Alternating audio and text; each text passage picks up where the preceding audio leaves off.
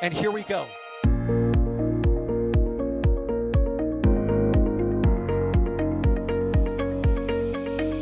have liftoff. Propulsion continues to be nominal. R68 chamber pressure looks good. Following up. Roger, roger, Atlantis. Water towers, fly! Yes! Tango down to nominal. Flight downside FD off. Bring in FD off. Off. It's orange! 145. Oh my god! Oh my god! Décollage. What is it? Put that in the big bag, Eagle. 343 unfolds to go. Indeed. We rise together, back to the moon and beyond. The methane will be igniting in the flare, correct? Yikes. Keep red. Sure. We don't need any more of these.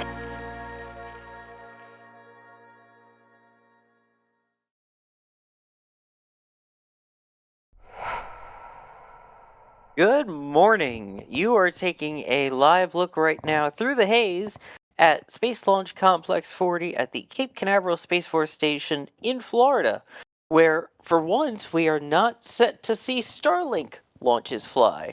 In fact, SpaceX is launching two of the WorldView Legion satellites, 3 and 4, as their second launch for the company Maxar. I am Sawyer Rosenstein, and I will be your host throughout this morning launch adventure, as well as RTLS landing adventure. We'll talk about more about that in just a moment, but I also want to mention the people that will be joining me talking, and that includes Alex. How is it going, Alex? Fantastic. It's quite amazing that we have finally again another RTLS landing today.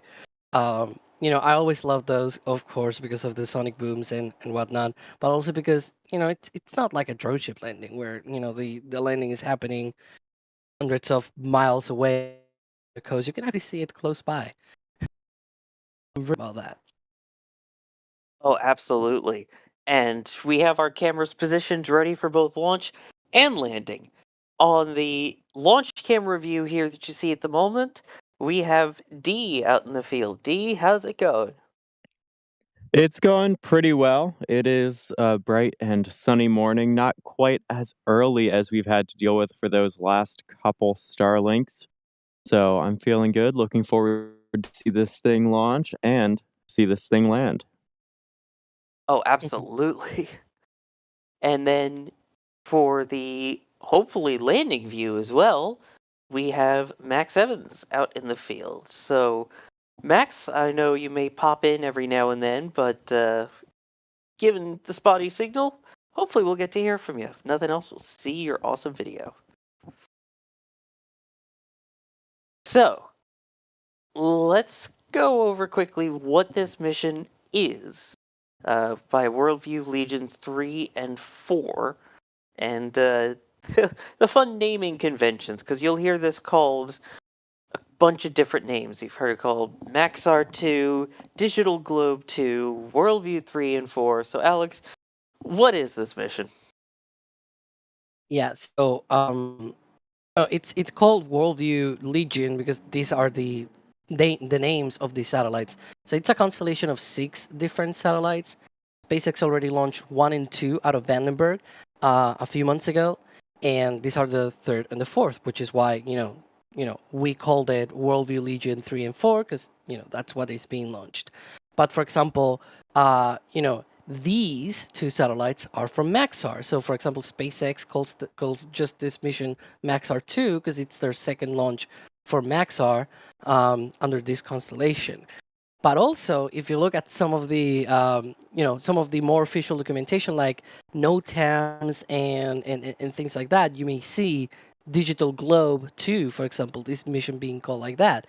And the whole reason is because the WorldView Legion of satellites, or the original company, so to speak, was DigitalGlobe. It actually was called other names way back in like in the 90s and things like that. But at one point it was DigitalGlobe, it's keeping that name. The Maxar acquired that company. I think it was in 2017 or something like that.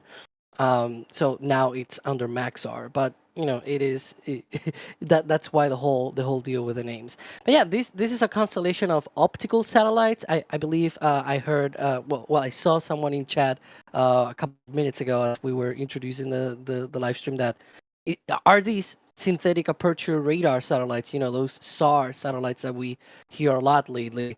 They are not SAR satellites, but they do have really incredible imaging capabilities, down to 30 centimeters per pixel, thing, which is really, pretty much on the limit of what commercial companies can actually do nowadays, because there are actual limits on that by regulations. Kind of hope, I kind of wish that wouldn't be the case, because then you will get a lot better imagery, but that's how it is. And so the whole deal. So I'm gonna bet probably someone is gonna be wondering, wait. So they did a launch out of Vandenberg, and now they're launching from Cape Canaveral. What kind of orbit are they even using, and why they are, different coasts and things like that, different satellites? Well, the whole deal with that is that the first two satellites were launched on the. I'm being told that I'm being robotic for whatever A reason. little bit in and out there, yeah. Hang on, I can do one thing. All right. But yes, as you're mentioning, the first launch was out of Vandenberg in California. That was pretty recently. That was just back in May. So this will be the second of those launches, and there is a third that is scheduled for them as well to help complete this constellation. Okay, I changed. All right, back to you, Alex. Hopefully I'm better now. So the whole deal with that is that these satellites are being launched into different orbits. So the ones that were launched from Vandenberg, they were launched into a sun-synchronous orbit to 98 degrees, more or less.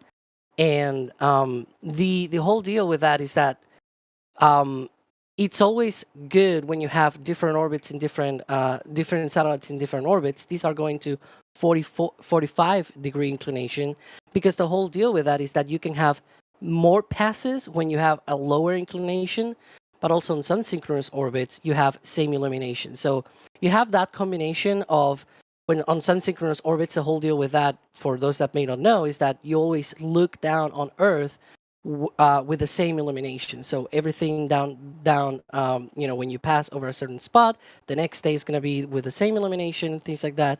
You're going to see everything with the same shadows and things like that. So you can compare from day to day.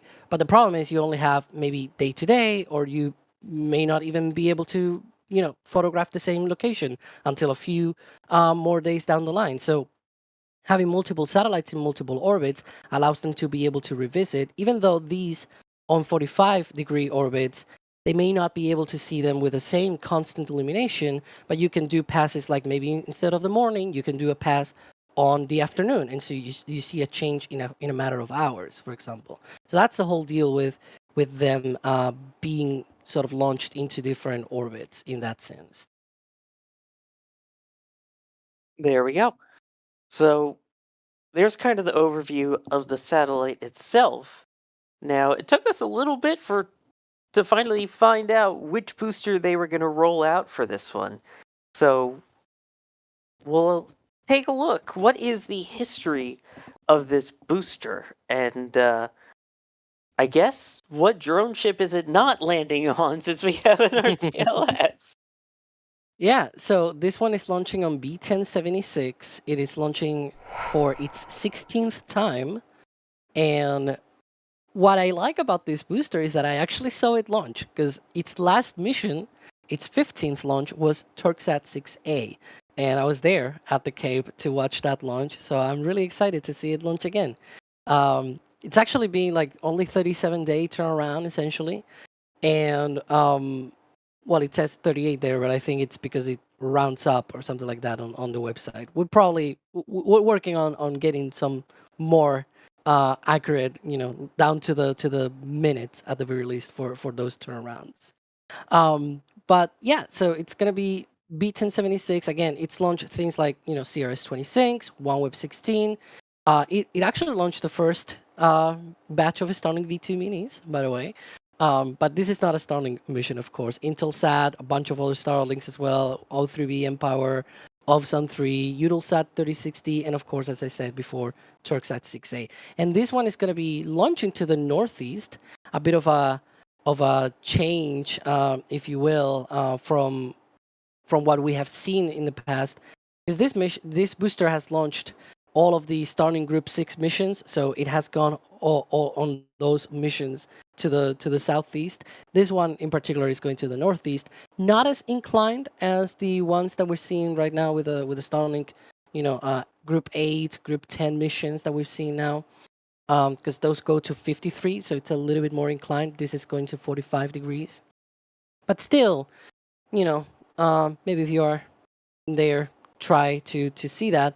Now, you see that area, that sort of coffin-shaped thing. A lot of people always mention that that's a really funny shape for the booster in case it doesn't land, because it's not landing on a drone ship. It's actually going back to land. But that will be the area where it will land if, for whatever reason, the boost back burn fails, the entry burn, whatever, that sort of thing. But it's also where the fairing halves are going to be splashing down as well, and they're going to be recovered by Bob. Hi, Bob. All right. That is where it will be launching, this time towards the northeast. But that's not the only thing SpaceX is doing as we speak.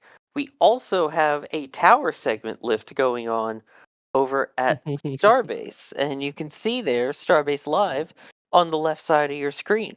So if you have two monitors, you can pop open both and watch the tower segment lift, and then watch Falcon 9 lift off. Which, thank you, Carson, for pulling that up. And I realized that I never actually mentioned Carson, who is behind the scenes pushing the buttons, pulling the levers today. So my apologies for that. And again, of course, you can tag us with @NASA Spaceflight if you have any questions. We will do the best we can to answer as many of them as we can.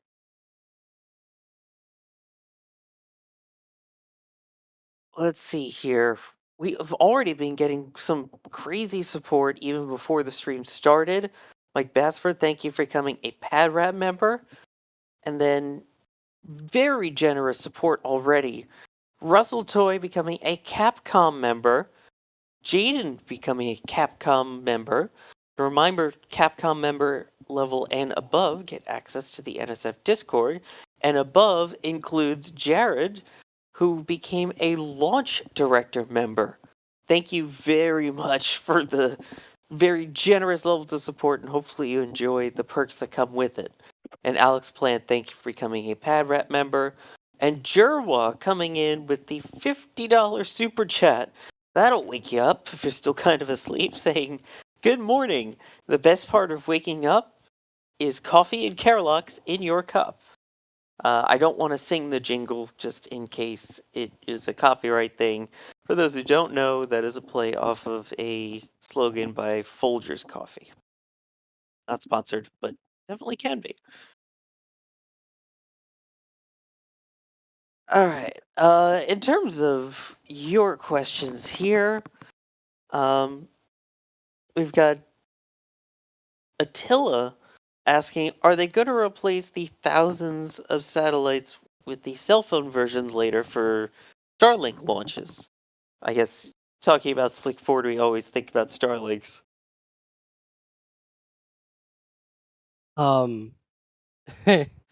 Yeah. So I'm mostly sure that he's asking sort of like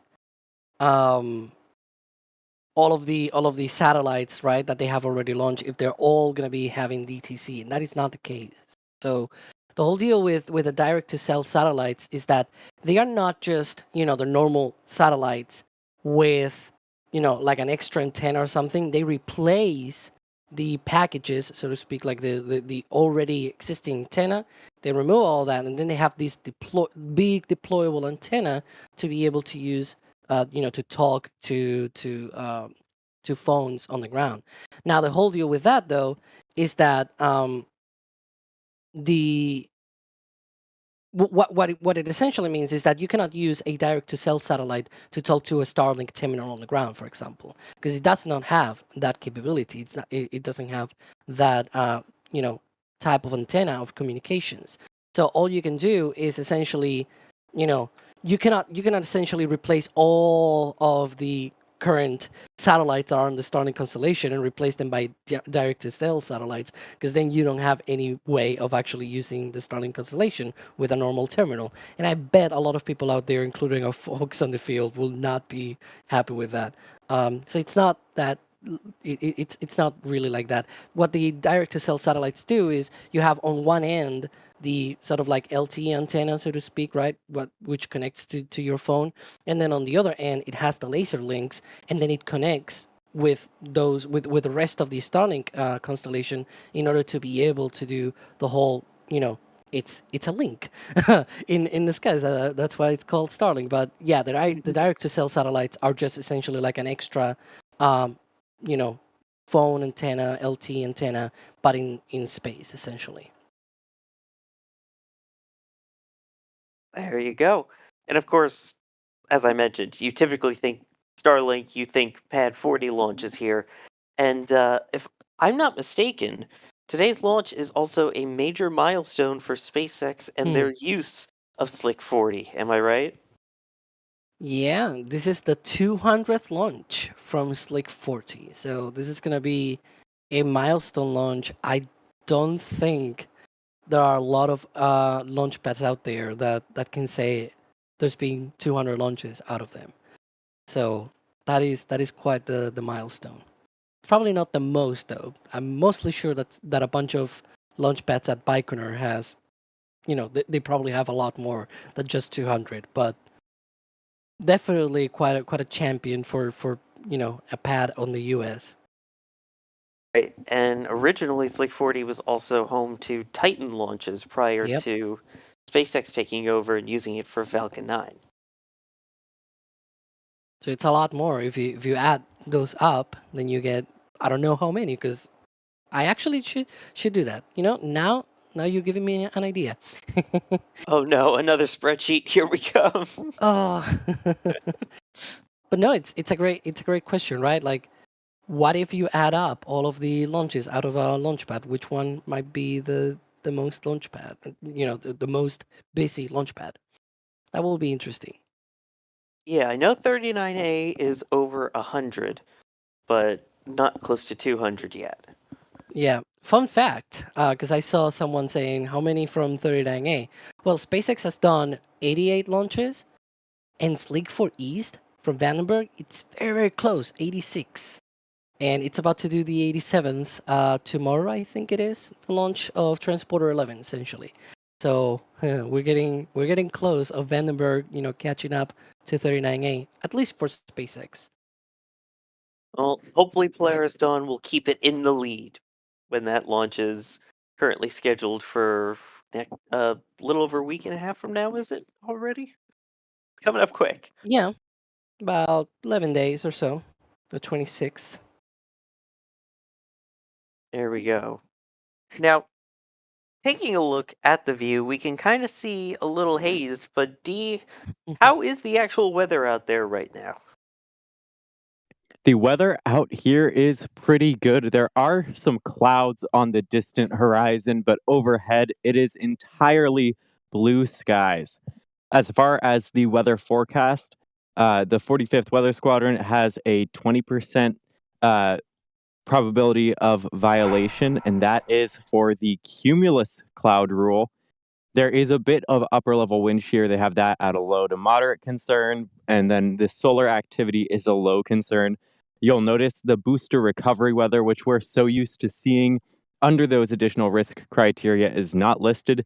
That's because it's basically the exact same weather as the launch site, because this is an RTLS mission. Yeah, we're talking a separation here of just a couple of miles from Slick 40 to LZ1, which used to be Pad 13 out there at the Cape Canaveral Space Force Station. So They're both on base, not too far away.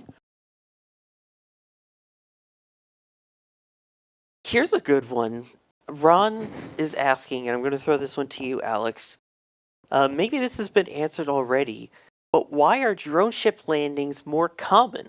Surely it would be more surely it would cost more to land and retrieve, both financially and in time.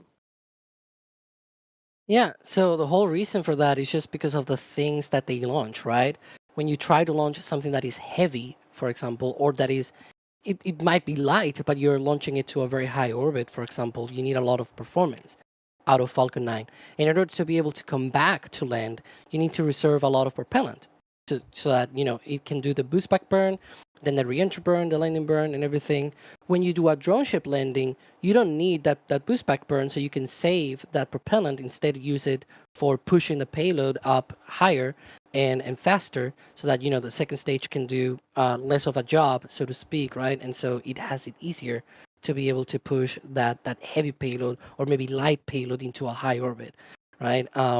So for example, all of the Starlink missions literally push the Falcon 9 performance. It's actually pretty much at the edge when they launch any sort of Starlink satellite mission. So all of the Starlink satellite missions, all of those are drone ship landings, precisely because of that, because they cannot reserve that propellant to be able to come back to land. However, missions like today, for example, the satellites, each one of them, I think it's about 1,700 kilograms or so. So overall, it's like 3,400 kilograms. So it's not a heavy payload, and it is going to a low Earth orbit. It's not going, to like geosynchronous or something like that. So it's lightweight. It's going to a low orbit. It's going to a fairly easy trajectory, so the booster can come back. And in fact, if you look at the stats on the description, you may see that we expect it to be a stubby nozzle today. So surprise, surprise, it's going to be one of those. Gonna have a lot of comments about that today, probably. But yeah, and the stubby nozzle, since it's shorter, it doesn't take as much advantage of the plume expansion in the vacuum of space. So that means that the MVAC engine on the second stage is has a lower performance, and so what that means is that it cannot launch as much of a payload. But again, this is a very lightweight payload going to a very easy orbit, so Falcon 9 can launch it with a stubby nozzle, do an RTLS, the whole thing. Today is a very easy mission in terms of performance for Falcon 9. You had to bring up the stubby nozzle, didn't you? Well, it's a good thing. I don't like it. I was gonna say, it's a good thing we don't have any stubby nozzle fans here, so we can make fun of it and not have anyone chime in potentially from downrange in the field.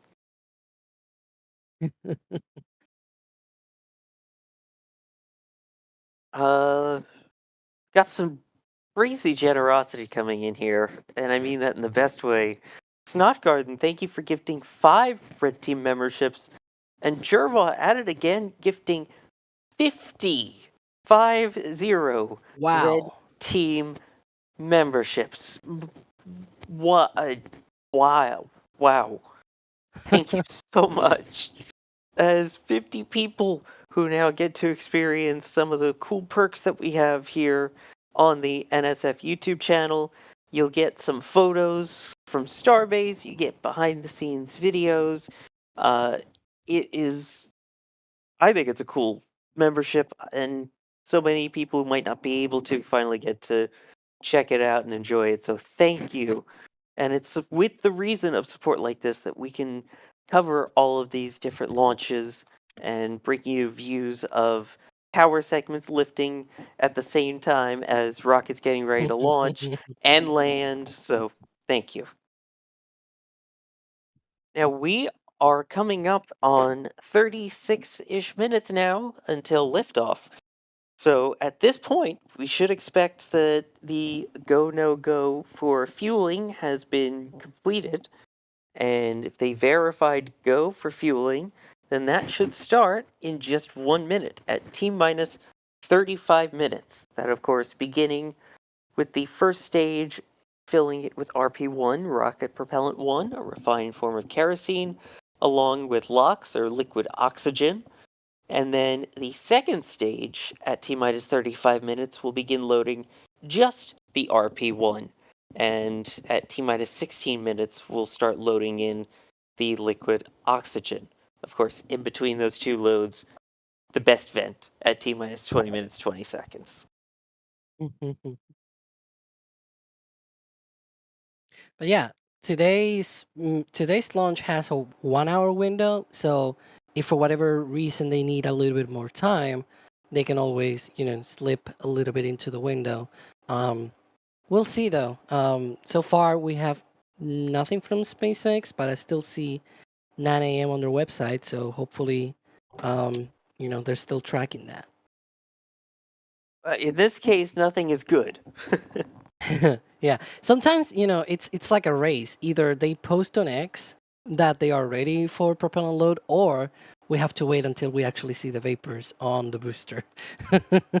So yeah, but I And know because I just saw Luby saying this in chat. I know a lot of people are waiting for that solar transit today. Hopefully, an RTLS solar transit. That would be cool. that would be quite the view. And So if it there is doesn't delay, they're gonna be very happy. Oh yeah, the potential for an amazing shot there is real. Let's hit some more questions while we continue to wait for that confirmation of fueling from SpaceX. And take the next one here from Kane, who is asking, and D, I think you'll be able to answer this one. Do we know what flight will be the first to carry humans from Slick 40? I think we do have an answer for that one, and that is that it will be Crew 9. So we've had lots of pushing around of launch pads between 39A and 40 with Polaris Dawn, but with the delay, they are actively in the process of reconfiguring 39A for Dragon launches for Polaris Dawn. And then after that, we expect Crew 9 to launch off Slick 40. There we go. We finally have answers now of getting humans to launch from Slick 40 for the first time. And speaking of the word launch, propellant load has begun for today's launch of the Maxar 2 mission carrying WorldView Legion 3 and 4. So all systems are looking good, as you see on the tweet there, and weather is 70% favorable for liftoff.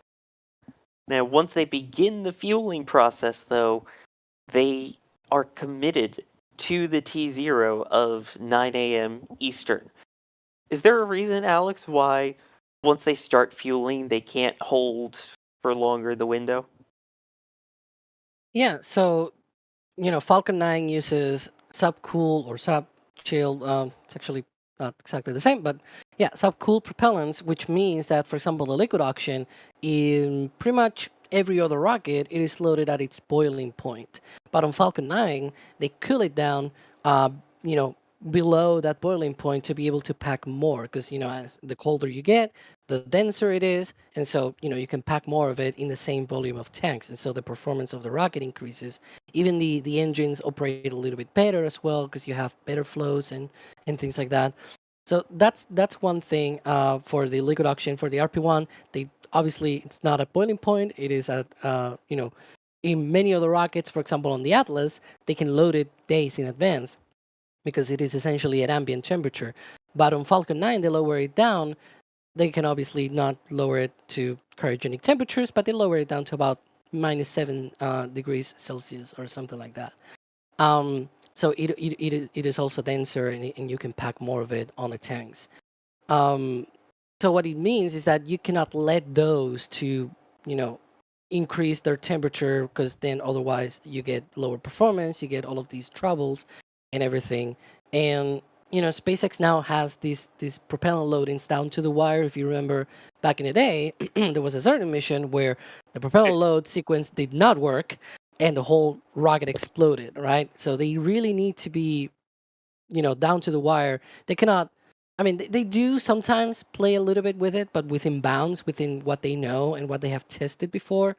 So, for example, if you say, why don't they hold? Because, I said this mission has a lot of performance left. So why don't they load these things, at ambient temperature or whatever, right? Like why do they care?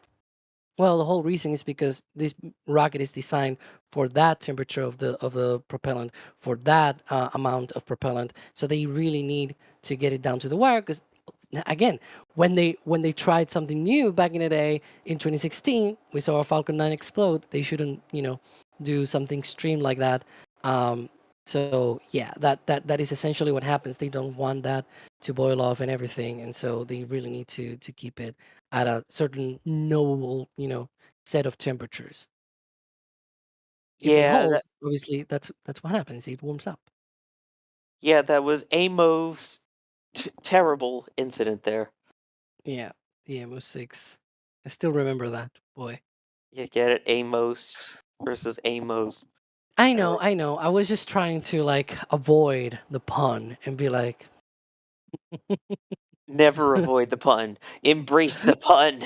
no, because then, anyways, go ahead. No, it's fine. I just had to get my pun in there, and I expect multiple pun tokens to be deducted for that one. Snot Garden asking a question on behalf of Flight of the Bicycle, excuse me.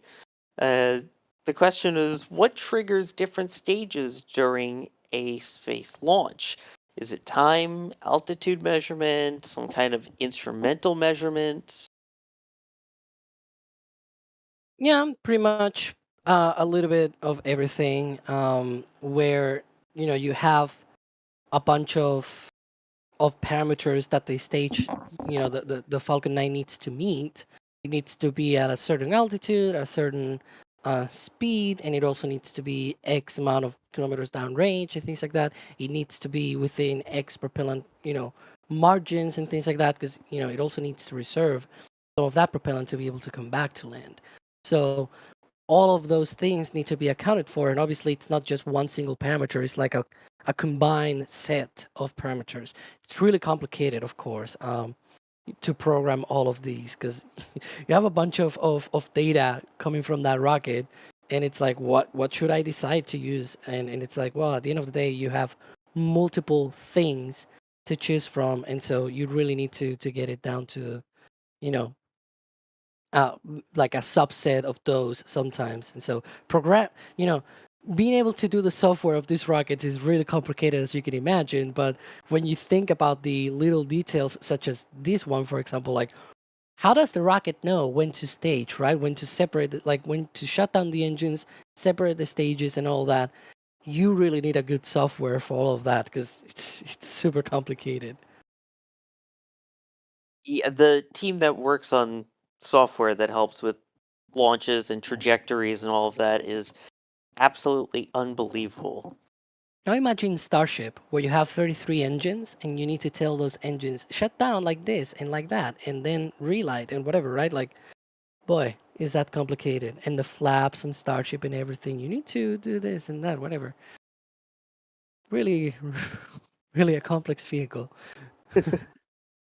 Yeah, and speaking of keeping it on trajectory, for those joining, this one will be launching towards the northeast, and the first stage will be landing back on land at Landing Zone 1.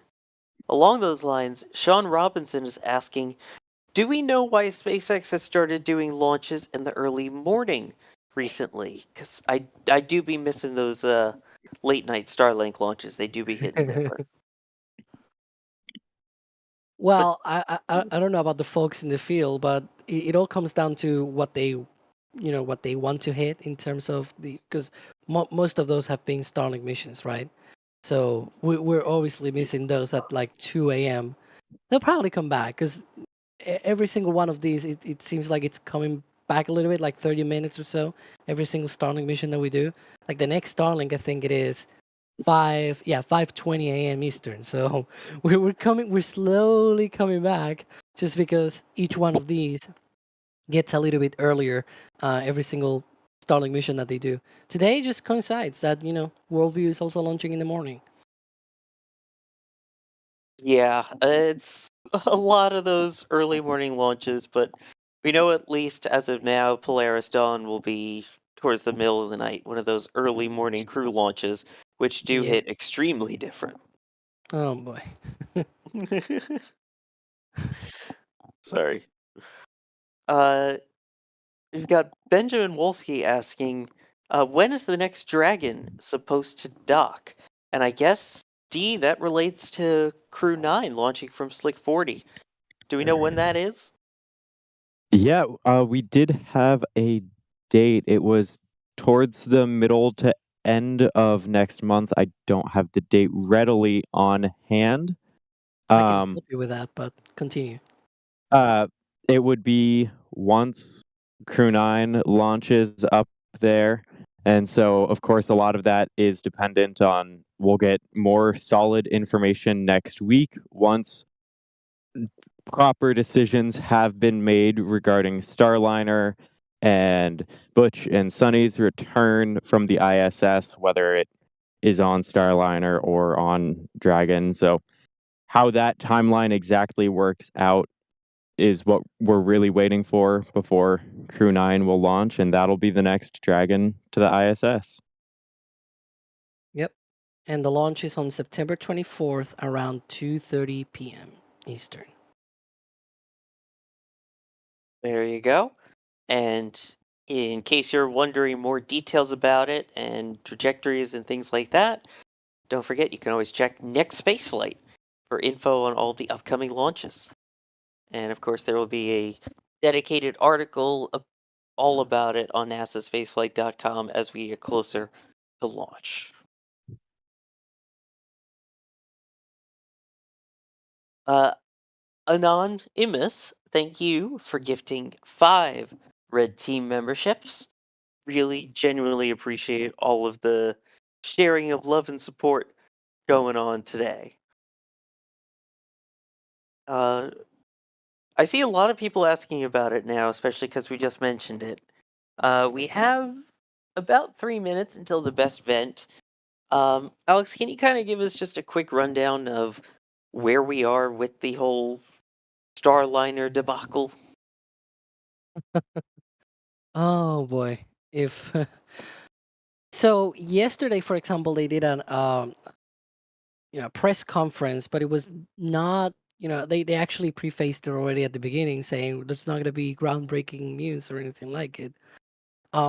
It's essentially right now down to just analyzing more of the data, seeing what their options are, and understanding all of that. Like they tried to explain what were those disagreements that they had within NASA, and that it all came down to just we just need more data, more time. But obviously, at the end of the day, there's a hard cutoff, right? There's a point where you need to say, okay, now we cannot wait anymore. We need to make a decision because there's a bunch of other things. Like if we wait more, there's a bunch of other things that get affected and things like that beyond what we can accept, right? For example, again, preparations for Crew 9, that's what we're talking about and things like that. And other like there's a Soyuz launch as well coming up in September before Crew 9 that they need to do that handover and everything. So they really need to make sure that they have at least some kind of decision by the end of the month. And so they're looking at next week, sort of like late next week, they're going to be doing a meeting for that, and then they're going to be coming up with a final decision towards the beginning of the following week. So that is right now sort of where we are with that. Um, whatever they decide, they're going to be coming up with that. Hopefully, in less than 2 weeks, and it can be coming back on Starliner, or it might be coming back on Crew Dragon. We'll see. We don't know right now.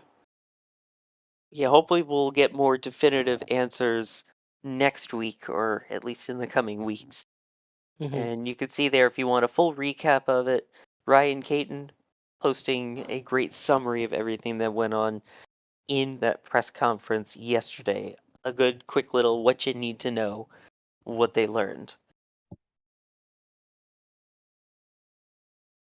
We are just about 45 seconds away from one of the best vents, if not the best vent in all of rocketry. the T-minus 20-minute, 20-second vent. So as we get ready to see it actually arise, D, what is the 20-minute vent for? Yeah, so when they start fueling, they are not loading the liquid oxygen into the second stage. And so the T minus 20-minute vent is when they start to prepare the lines for that cryogenic temperature liquid oxygen so they are not thermally shocking the second stage. So it's the very cool fluids condensating um, the humidity in the atmosphere, and then once that is done, once the plumbing is down to an acceptable temperature, they can start to load the liquid oxygen onto the second stage. There we go, and you can see that. I always call it a vent, but it is technically a line chill down. But there it is. Also, an indicator of weather as well, in terms of how much or how little there is, varies a lot based off the humidity, and you can also kind of tell how strong the winds are. If you see it blowing like pretty much at I guess it would be a 90-degree angle from the rocket, then it's going to be a lot windier. Whereas this, where it's kind of meandering around a little bit, should indicate relatively lower winds on the ground there.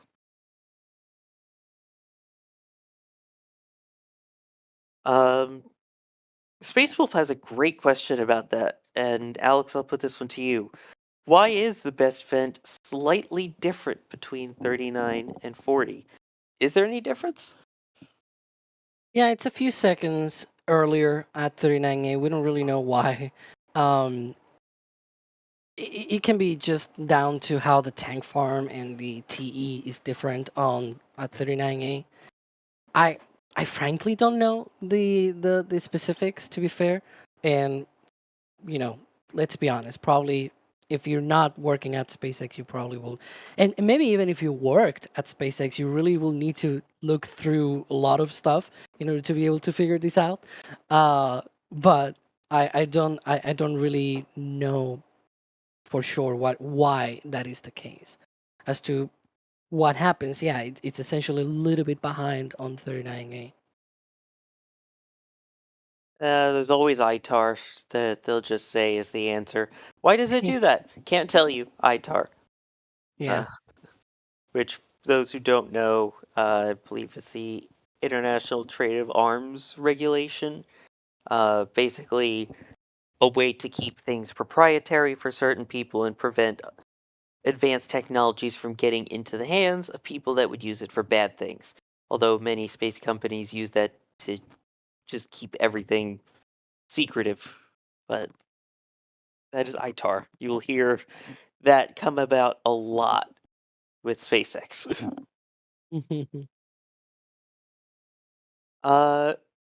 Here's one from Shoning, who is asking, why are all of the newer rockets choosing methalox instead of Keralox? So methane versus RP1. Does it produce more thrust? Well, it's down to their usability. When you use Keralox, it is true that it is easier to manage because it's not, it's not a cryogenic fuel. When you have methane, though, you don't have as much hydrocarbons in your combustion. Like, it's a hydrocarbon, right? But it's not a complex hydrocarbon like the kerosene. And so when you burn that, you get soot and you get all that stuff. It's not that you don't get it. You can get some of it on a methane engine, but the methane burns a lot more cleaner, essentially. So for a refurbishment standpoint, when you fly a Keralox engine and it comes back, you need to clean it up. For example, for Falcon 9, as you can see, it is very sooty precisely because of all that, all that soot that the engines produce. And so you need, obviously, the rocket itself doesn't need to be cleaned up, but the engine does need to be cleaned up. Otherwise, you're clogging a lot of the stuff over time. A methane engine does not have that problem. Now, there are other ways to get a clean burn, so to speak, out of a rocket engine, and that is using hydrogen. But then you have other problems such as, metal embrittlement and things like that. Like it just becomes very brittle with the hydrogen and things like that. So, there's a trade-off there, and it's also very low density. So you will need a very big booster for pretty much the same performance. So yeah, that's pretty much why it's a very, it's a hot topic, I guess. It's very much used for that. But yeah. It is interesting to see the switch, and there is a video that will be coming out soon. I guess I'll leak a little about some of the current and future rockets that are in the works that might shape the future of how we see spaceflight. Hopefully you'll stay tuned for that on the channel here. Alan, thank you for gifting 5 Red Team memberships. Again, the support with all the gifts and everything is absolutely unbelievable and fantastic. So, thank you, thank you. And we are under the 15-minute mark now until today's launch. And a reminder, this is an RTLS mission, a return to launch site, so it will come back and land on land. But Ben still wants to know, do the drone ships go to the same landing spot every time?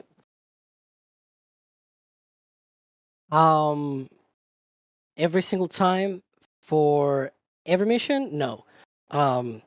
Different missions have different trajectories. So at the end of the day, what you have is the drone ship in different locations, of course, because if you're going to a 53-degree inclination, for example, on a Starlink, you're gonna get it on a certain location that is downrange from that trajectory. Today's mission, for example, if for whatever reason they wanted to have done a drone ship landing, it will have been a different location because it's 45 degrees instead of 53. So they will not, like, if they were to put the drone ship in the same location as the Starlink missions, then, well, that will not be a good day for that booster because it will be landing on the water, right? The drone ship will not be there underneath of the trajectory. So you need to essentially put that drone ship downrange from your rocket, and not all launches are going to the same direction. It is true, though, that a lot of these northeast Starlink missions, they are going to the same orbital inclination. So one could think, well, are they landing on the same location? Not entirely, and the whole reason for that is because there's always subtle differences in the performance of the rocket, and they know that ahead of time, and they are able to, in advance know that, so that they can always get the drone ship to the better location for that booster to land. So sometimes it's very close by, though, because again, it's similar missions going to a very similar orbit. So at the end of the day, those in particular do go to very similar locations, but there are still differences in like 10 kilometers, 20 kilometers from one another and things like that. It's tweaks every time a little bit, so that's why they always put out. Yeah. I mean, the NOTAMs look, or not Mars, excuse me, look very similar, the Notice to Mariners, but the exact position does kind of shift around a little bit. Here's a good question, and D, I'm going to put this one to you. Panzer is asking, currently on Cocoa Beach, how well will I see and hear it from 30 kilometers away there? Okay, so for a launch, you're gonna have a decent view. Like, it's gonna be a bit distant, that's for sure. It's perhaps not the closest you could be to liftoff, but for landing, that's gonna be incredible. Cocoa Beach, Jetty Park, Cherry Down, those are the places to be for these RTLS missions. You're really looking up at the booster as it comes back down. So you're definitely going to enjoy the show today. And you should get some of the rumble, right? Oh yeah, you'll still hear. I mean, if you're lucky, you can hear it past Orlando, depending on the timing and everything. So whether my brain works in miles, so like I've been like 15 miles for plenty of missions, and that rumble is still really loud, even when you're like 40, 45 miles. You have a really long delay, but you listen closely and you can still hear that rumble. So it's going to be a great show. Yeah, and if anyone ever wants to go out and see a launch, there are very few bad viewing spots, I think is the best way to put it, along the Space Coast there. Um, Yeah. but if you want to know exactly where, we have a video on this YouTube channel of how to view a rocket launch and where are some of those secret best spots. Which we do have a second camera at one of the exact spots that we mentioned in that video. Down near Jetty Park is where Max Evans is currently located. So we will have Max E tracking the launch of Max R. Okay, that was good. Thank you. I'll give you credit for that one. Thank you, I'll take it. I'm surprised I didn't get yelled at by Max for that one. Oh, uh, here's a good one. JS Web Productions. Speaking of Maxar satellites here, what are the benefits of having this view of Earth? So basically, what do these satellites do? Yeah, these are Earth imaging satellites, and there's a bunch of other people out there that might want to have images of the ground. Like there are many applications.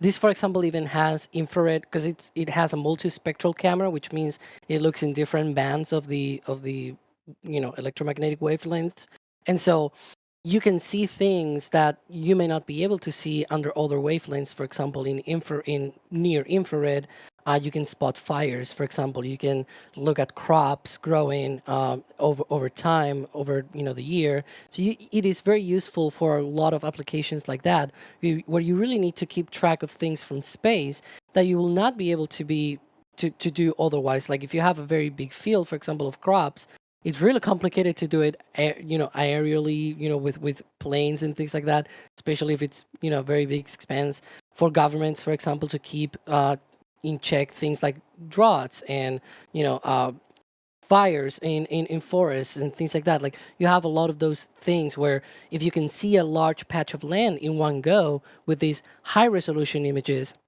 then you are able to see a lot of information, get a lot of information out of that. So be part of that nice big constellation. And there's a whole bunch of different constellations that work on viewing the Yeah. Earth. But it's kind of nice to see that some of them are at different zoom lengths. So sometimes you want the 30 centimeters, sometimes you want the much wider angle view to get a bigger picture.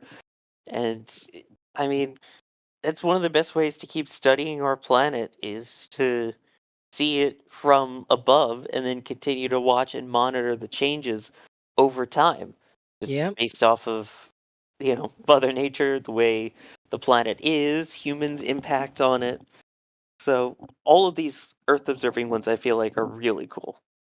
And you have lots of other, like, for example, tomorrow on the Transporter 11, there's going to be a bunch of planet satellites, for example, a bunch of I think there's another couple of them from Umbra, for example, they use SAR, synthetic aperture radar, where instead of looking in optical wavelengths, you have radar instead. So it's sort of like, what it sounds like. You just pass a band of radar over the ground and you get a signal back and you can read it after a bunch of computing and everything, right? And so you can get a different kind of image, and you can get that during the night, which you cannot do with optical wavelengths, or even if there are clouds, for example. So there are multiple ways to be able to gather information.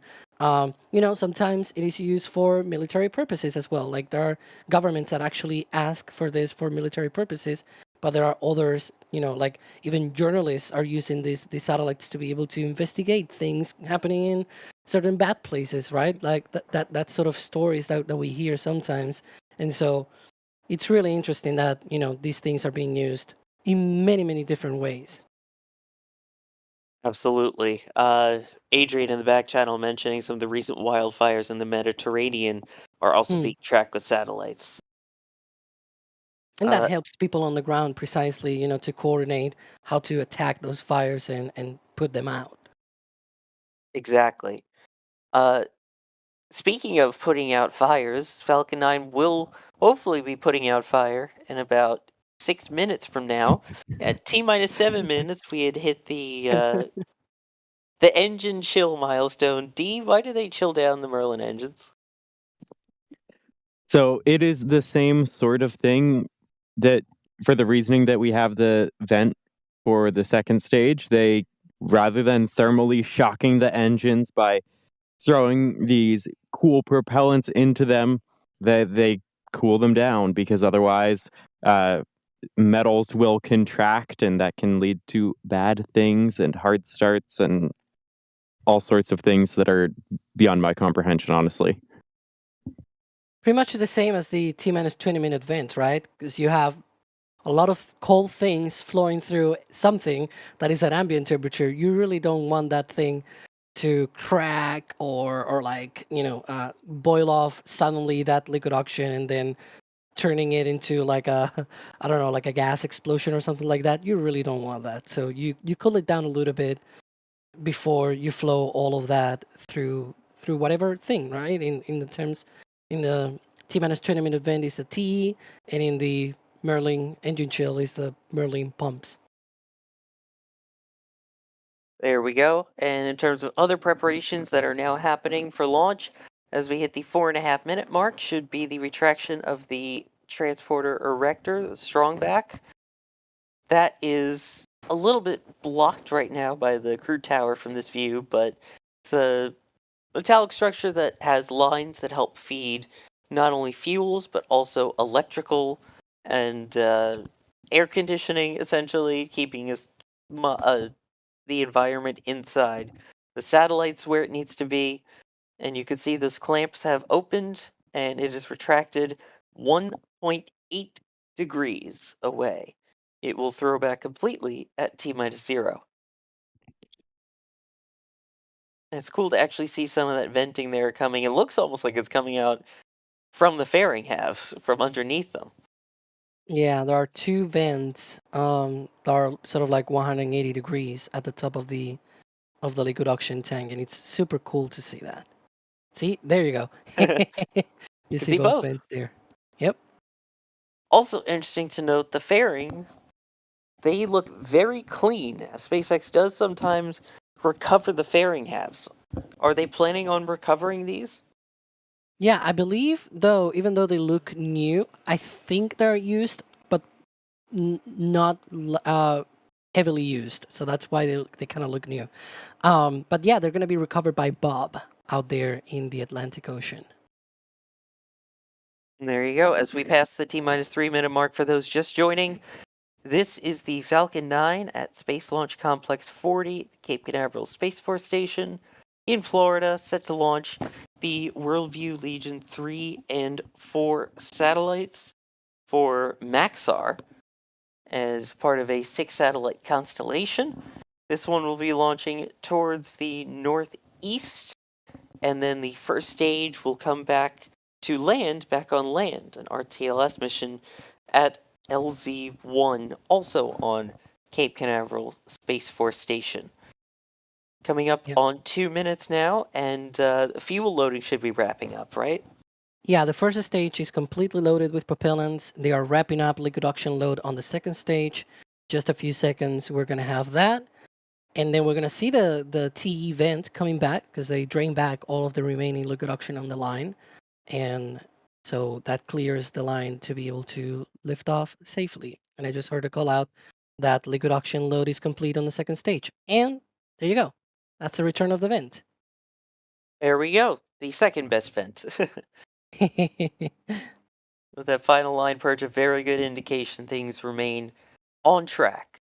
So what we're going to be keeping an eye out for now in the next 90 seconds is at T-minus 1 minute, we should hear that Falcon 9 has entered startup, meaning the onboard computers take control of the count.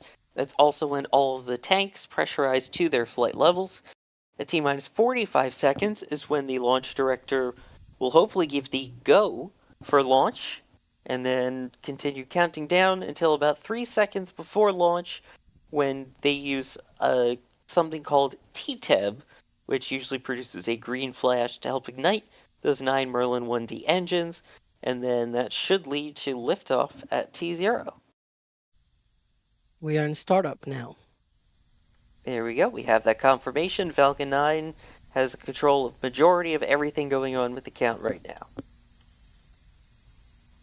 Next, we Go should for get that launch. go. There we go. We have the go for launch. We are now about 30 seconds away from liftoff. And just a reminder there that we will stop talking after it lifts off as the sound gets ready, so you'll be able to hear the launch. And as we see D giving a final rocket blessing, as we call it, moving the heads on the tripod, checking that it's ready to move and ready to roll in about 5 seconds. Keep an eye out for that ignition.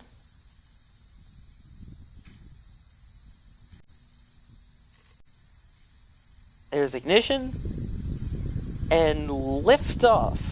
Liftoff of the 200th Falcon 9 from Slick 40 with WorldView Legions 3 and 4.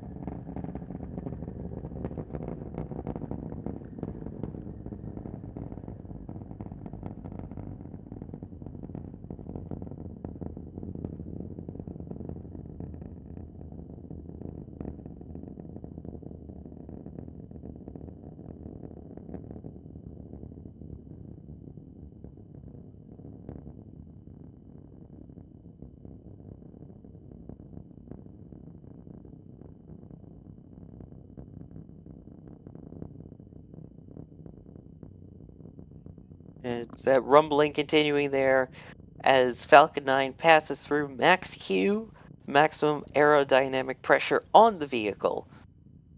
And you can see that plume spread of those 9 engines as we get into the thinner parts of the atmosphere.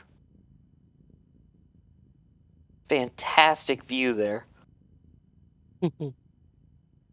It's so crazy, the angle of attack there of the rocket.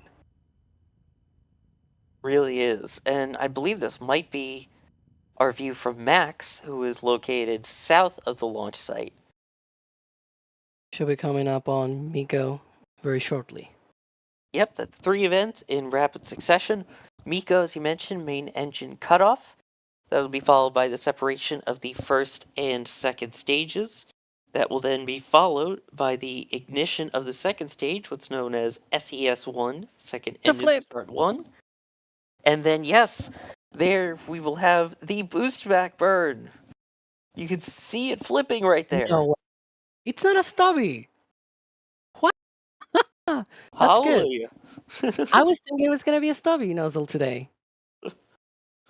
Nope, not today, but we have that flip maneuver for that return to launch site. Gotta love that flip there. Flip and burn. That is so cool.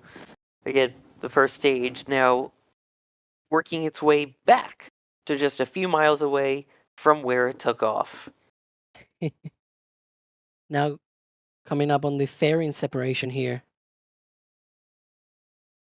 We should hopefully get a view of those WorldView satellites, Yep. depending on SpaceX There getting it video goes. view. Poof. And there we Yeah, you go, can in see one of slideshow those. format. But yes, as you mentioned earlier, those 2 fairing halves will be And recovered to hopefully be flown again. yep. And that's boost back shutdown. in that boost back, steering it backwards in a way towards LZ-1 at Cape Canaveral Space Force Station. So then the next burn is the typical entry burn, which happens about 6.5 minutes into flight. So still got about 2 minutes until that one. You could see the cold gas jet thrusters making those small little adjustments as it returns back. I always like this part where the booster now has to go the other way because it's going now back, so it needs to turn. And you can see the Earth underneath. This is amazing. Look at On the that. right side of the screen there, it looks like that is actually a ground tracking view almost. Of the booster. Yeah, of stage 1. You know, it's funny that they decided to fly this mission with a full nozzle. I'm not complaining though, because I like it. I don't like the stubby nozzle on the MVAC engine, but it's curious because on the Vandenberg launch, they decided to fly a stubby nozzle, and from here, they decided to not do that. I guess they probably like the full nozzle better. I wanted a stubby nozzle. Well, Yeah. we won. The people with a good taste won today. Well, I'm staring up into the sun, trying to look for the booster ahead of entry burn. how was the launch though, by the way, while we have you? That was really, really good. The sound lasted quite a while.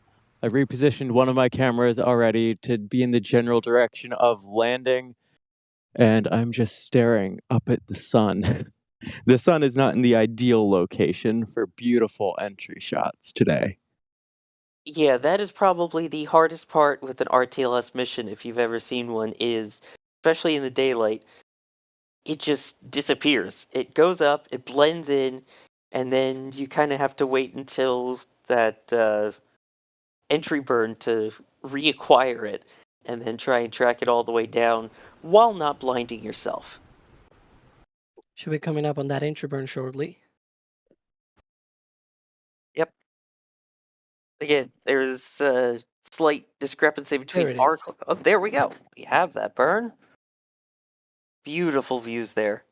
And if you see a discrepancy between our clock and their clock, there is a slight delay on the feed coming from SpaceX, but still gorgeous views of that entry burn. And that looks like entry burn shutdown. The coastline of the Cape coming back into view on the left side of the screen there. So the next thing will be the landing burn. And that will begin about in about 20-30 seconds from now, and hopefully touch down safely at LZ-1. So let's keep our eyes out for that. You'll notice the grid fins start to actually move a lot more now that it's in the thicker part of the atmosphere.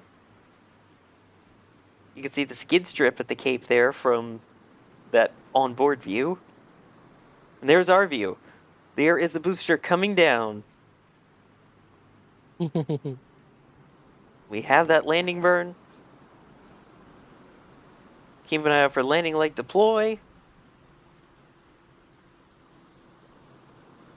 And there's the sonic booms. There it is.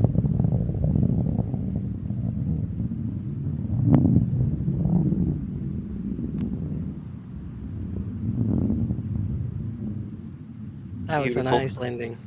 Hearing the engine roar as well as the booster successfully touches down on LZ-1. There we go, another successful launch for B-1076.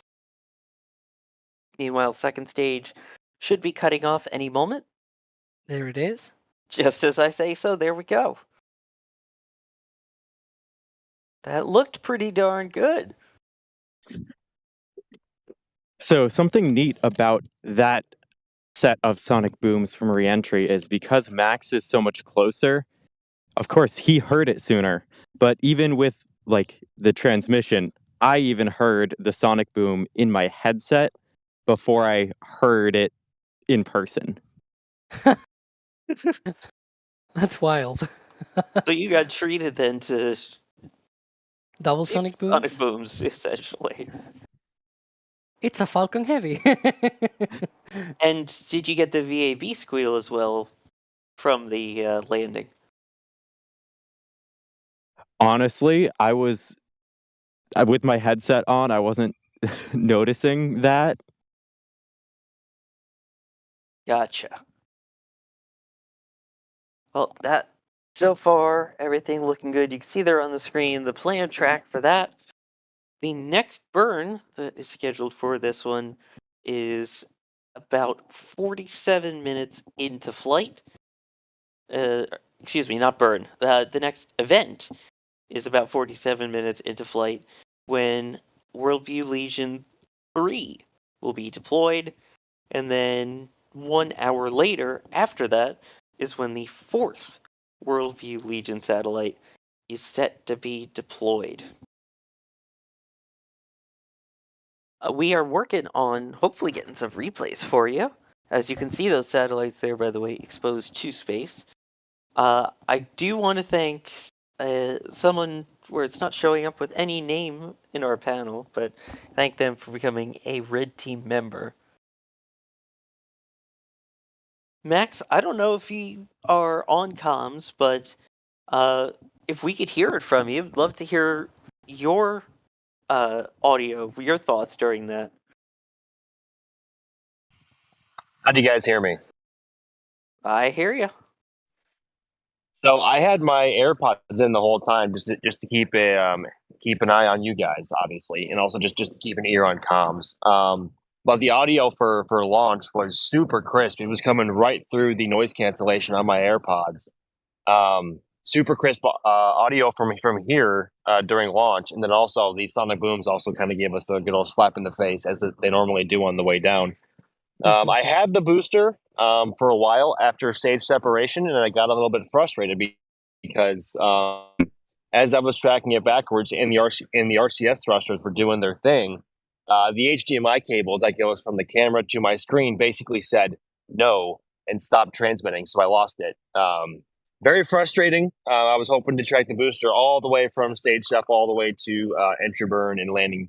But we still got it for landing. Oh, and here comes the Coast Guard chopper about to buzz us here at Getty Park. I'm not sure if you can hear that. Oh, I hear something. And that is a helicopter. But yeah, that was a wonderful viewing, a wonderful launch experience here from Cape Canaveral today.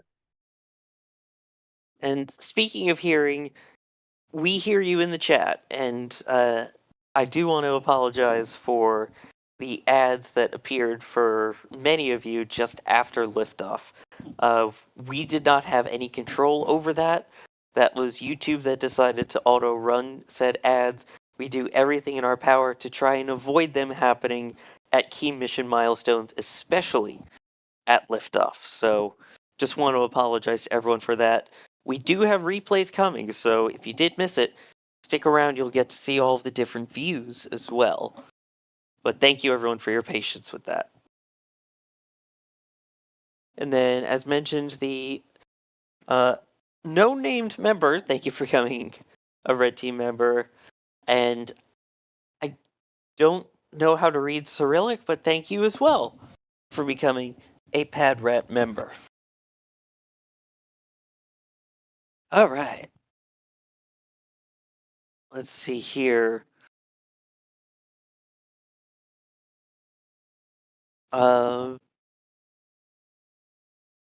We should have some more questions here that we didn't get to answer prior to launch. Khaled asking, why don't they perform a burn to circularize the orbit, or is it already? That is a great question. So on the SpaceX timeline, it doesn't show anything about another burn after this. But then the map, when we're looking at it, you could see that the final orbit, because the final orbit is like in gray. The planned orbit is in gray. The blue orbit is essentially the current one. So you could see that currently the second stage is following the planned trajectory, but afterwards you can see that there's like a higher orbit, so to speak, later down the line. So it kind of shows that they're going to be doing another burn. So I don't know, maybe the timeline is wrong or something. I don't know. But we should expect perhaps another burn, I should say. Maybe that's the discrepancy, like why one satellite is like 40 something minutes and then the other one is a bunch of other minutes. I don't know. Yeah, sometimes when SpaceX's timelines are not completely up to spec, kind of confuses us because of these things. Yeah, that each mission is different, which is a good thing in its own way. But yeah, sometimes that can lead to different burn times. I think we're also at this point just so used to Starlinks with the the SES-1 and SES-2. Meanwhile, they're lifting that Falcon 9, as you can see there from. I think that's just read the instructions. A shortfall I- gravitas. Okay. I- Yeah, because I don't see the Marmac number. Yeah, that should be a shortfall of gravitas that just returned. The beautiful sunrise behind it yesterday morning. Yeah. Oh right, yeah. The other one is just read the instructions. I now see. It actually has the octograbber garage open. You can see the door open, and the octograbber right So- next to it. So we see all the recoveries happening typically, from the drone ship. We see them come back into port and things like that. What's the process for basically lowering and returning the Falcon 9 once it's at LZ-1? Yeah, that's a great question. So they have a different team because it's not the same team. Obviously, if it was the same team, then they will have a problem. It's a different team that actually goes out there, and they have another crane as well. It's a mobile crane. Well, this one is also mobile, but you know what I mean, right? It's not as more like that one is just for the Cape for Port Canaveral, but then they have other cranes, and they also use the same sort of method of having that sort of cap on top, and the wires that go down and help retract the landing legs. And they have a stand both here at the port and also out there at the landing sites at landing zone 1 and 2. They have two different stands as well. Because obviously when you have a Falcon Heavy, you have two boosters, and so you need two stands, one for each of the landing pads. So they put those boosters on the stands, they process them, they close the legs and everything, and then they use another crane to be able to put it horizontal. And it's essentially very similar operations, but instead of being on a drone ship, you just essentially lift it on a stand. Like you just essentially grab it from where it is on the landing zone and just put it on the stand in a different fashion than here. But at the end of the day, it's very similar operations. Yeah, no octograbber needed. Yep, no octograbber needed. And in fact, If it was needed, that would be very concerning for in terms of earthquakes. that is true. And Elazar reminding me that we have a video that we did a short while ago, kind of talking about basically processing all of these boosters from landing to launch. So go ahead and check that out on the channel if you haven't seen it. It's a really good explanation of what it takes to process it. Again, working on getting replays here for you after a beautiful early morning launch here of WorldView Legion 3 and 4. And a reminder, they still have 5 and 6 set to launch. Do those have any launch dates yet? Which one again? The last two of this constellation, 5 and 6. Yeah, those should be coming up later this year, also from the Cape. Gonna be very similar mission. Essentially a copy of this. Yeah. Awesome. And in case you want to know when that happens, don't forget, you can always check out the Next Spaceflight app, and that'll help.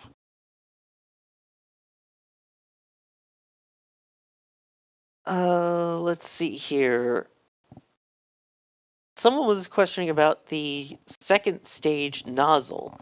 They were saying, did it seem like it burned a different color than usual, or is that just possibly the lighting hitting it? Yeah, it's sometimes just the lighting, and the color that you see there, it glowing. It's essentially because that's what it uses to be able to cool down, instead of using regeneratively cooled lines or anything like that. For example, the RVACs on Starship will not have that kind of color or anything like it, because the nozzle extension is cooled with liquid methane, so you would not see that. The way that this is cooled, though, it just glows, and that radiation that it radiates, it's literally called radiatively cooling, and so that's the way. There are also there's another way of that engine to cool down that nozzle extension.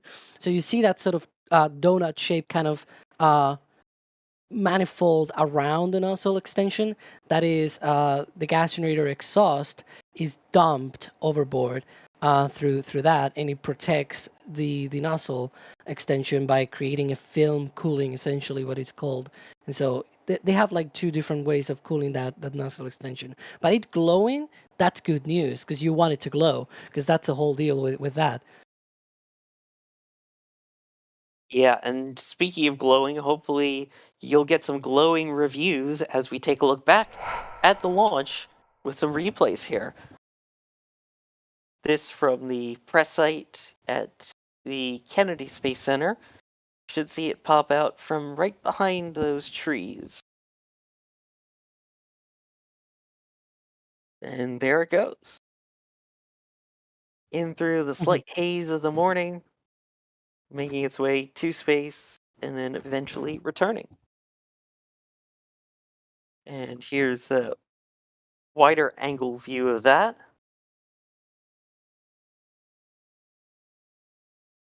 Gotta say, it is so nice to see launches in the morning. You get some gorgeous sky colors, and just the plume. I feel like it stands out so much more. I don't know your thoughts, Alex.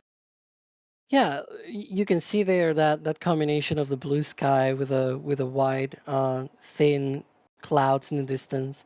That is always nice. Ooh, fleet cam.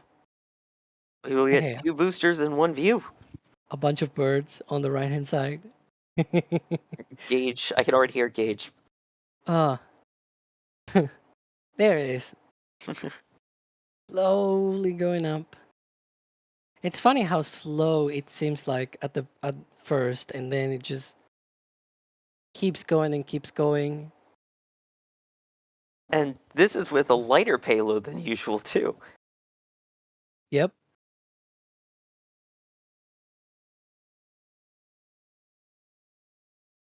There I'm seeing goes. already a D slow-mo in the back channel, so. Oh boy. Hehehe. I'm excited to see that. D, the master of slow motion video here at NSF, they create fantastic work, so hopefully we'll get to share that with you shortly. And this is D's view. Is that the slow-mo? Oh, yeah. Or no? No, No, that's that's a regular. real time wide view.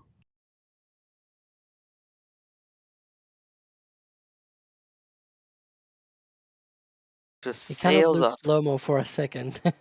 So I was wondering, huh, is that it? True. Oh, the landing. I believe this is from one of our Cape cams. Yeah. Should be seeing the booster landing on the left, I think. Oh, there it is. Little we go. candle going down. And unfortunately goes out of view from this camera. Oh, this should be a closer view of the actual LZ, Yep. hopefully? Or is this... Yeah.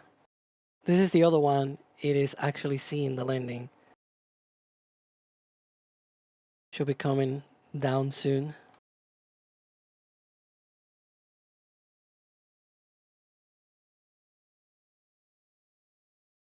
And I've seen the preview of this one. I can tell you, it goes down. there, There you go. rewind. There we go. So keep an eye out the right side of the screen. There it goes.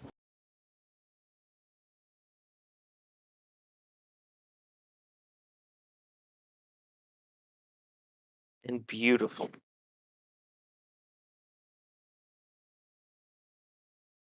Getting to see those awesome landing views. Should And be then, launch as well or landing? this one I believe is the auto track. So this would be Yep. the launch. And there it goes. While it's going, I do want to thank the people that have joined us here today. Alex, thank you for joining me on commentary as we watch the liftoff once again. It's always a pleasure, and hopefully we get more sonic booms soon with Super Heavy out of Starbase. Because we saw like the next RTLS, it's kind of crazy because probably the next RTLS for SpaceX is going to be Starship. So that's going to be amazing. That is an absolutely crazy thought to think of. But yeah, again, I think it's also worth noting, as we mentioned, that this was the 200th launch from Slick 40 and the 43rd landing at LZ1 and 265 consecutive successful booster Oh. landings now. You know, I say that, and then I forgot that tomorrow this is Transporter 11 launch. Okay, after Transporter 11, then Starship will be the next RTLS for SpaceX. Because tomorrow is also an RTLS from Vandenberg. Yep. And in Who terms counts Vandenberg? Like, really? worst coast. But yes, this was also the 82nd launch of the year, so about halfway now to their planned 144.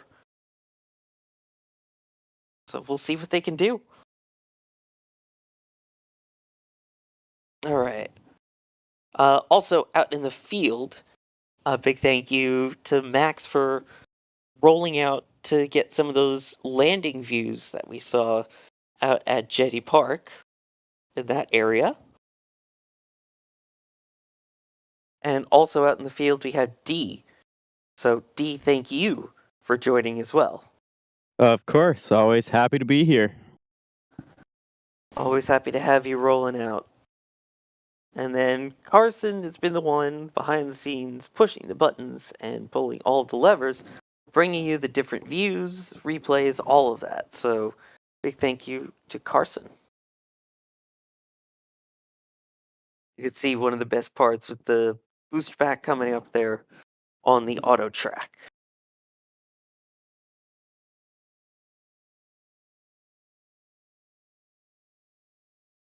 And hopefully we can get some more views. And again, as we continue to wait for the satellites to be deployed, you can learn all about the mission and everything that's going on, and keep an eye on what NSF is doing via our social channels. Don't forget, we are at NASA Spaceflight on X, NASA Spaceflight on Facebook, NASA Spaceflight _IG on Instagram.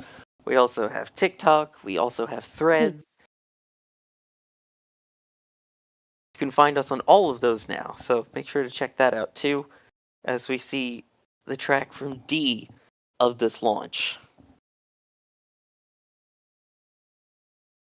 This does not get old, but as we were mentioning that we're basically halfway there, they're going to have to kind of ramp up the cadence if they want to get to 144. Do you think that they'll hit it? They will need 15 launches per month in order to be able to get to 148. Because remember, it's 144 plus the 4 that they didn't get to do last year, right? So to get to 148, then they will need 15 launches this month, the next one, the following, like all of the remaining months of the year. This month, though, it seems like they are maybe on track for perhaps 14 And then the problem is September, they have a bunch of different commercial missions, and also they have Crew 9 as well, which will probably slow them down. October has Europa Clipper with Falcon Heavy conversions and things like that. So that means, September they will not be able to launch from 39A too much. So at the end of the day, it's going to be very complicated. They will have to do probably like 16 or 17 in November and December or something like that in order to be able to get there. We'll see though. They're going to get close, probably. There we go, and you can see on screen 2 Falcons in the air. The one that just launched on the left with the track, and on the right you can see we've got a booster that is being lifted by the crane off of a shortfall of gravitas and onto the deck at Port Canaveral.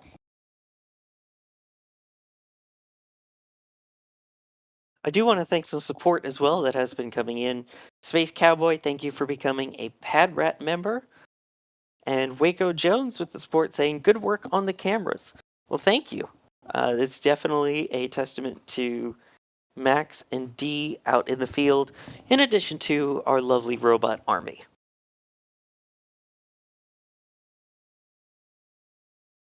We should have a couple more quick views for you here. We have Max's view of the launch here. Like we mentioned, we had Max that was downrange, not at the press site.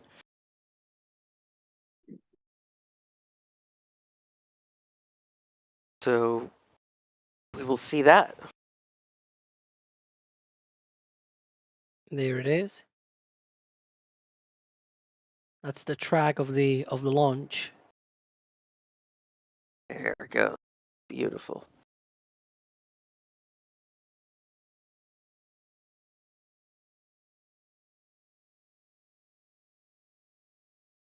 And again, it's also very cool to see it's southerly, even though it's going to the northeast.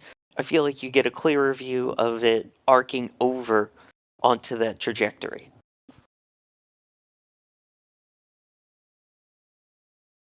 Beautiful views. And again, just the idea of the speed of how fast that's going.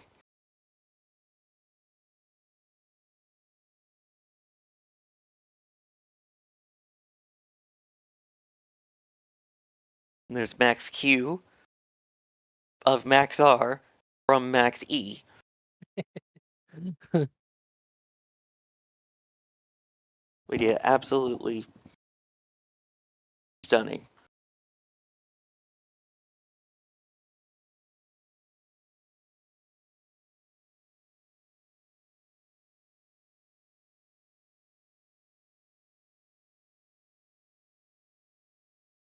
Yeah, I'm excited to see once we get to see the landing, and then we've got the slow-mo. So I promise you, D-slow-mo coming as well.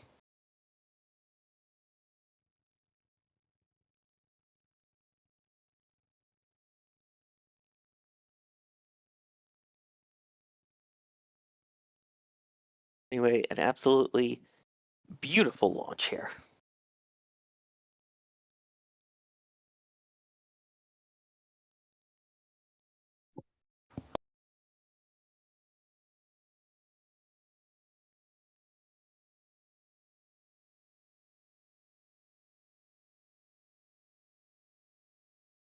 Sorry, sometimes it's just so exciting just watching the view.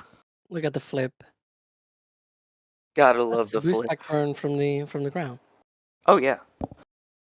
As you see the puffs of the thrusters as it's kind of spinning around too, it's fantastic. I have to say, it is probably a good thing that it launched when it did, because there are a large number of clouds coming this way. Not particularly angry-looking storm clouds, but given that their only concern was the cumulus cloud rule. Oh, I'll be quiet. Yep, listen for the booms.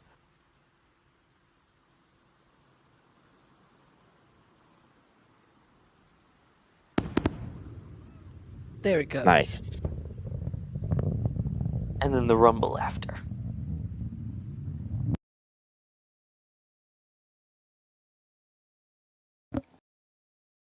And there we go. I'm sorry. Well, so you were saying about the clouds?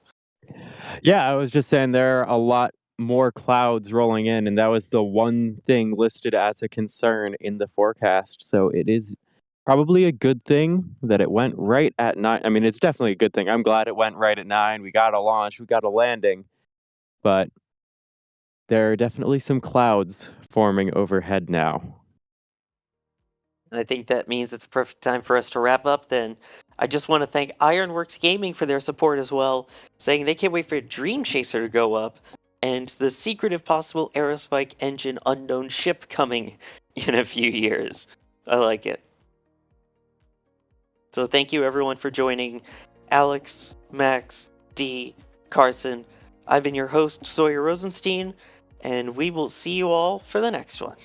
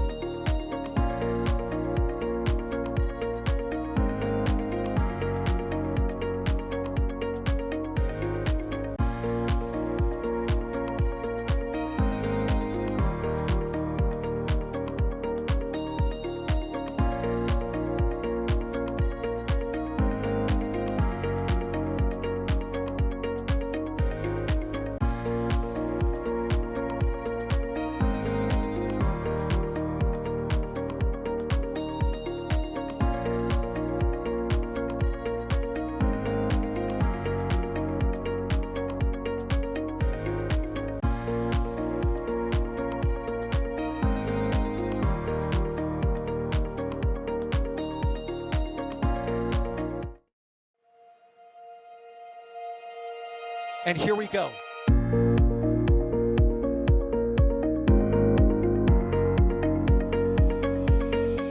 We have liftoff. Propulsion continues to be nominal. RCPA chamber pressure looks good. Doubling up. Roger, with planet. Water power supply! Yes! Tango down to nominal. Flight downside speed off. Bring in speed off. It's orange! Oh my god! Oh my god!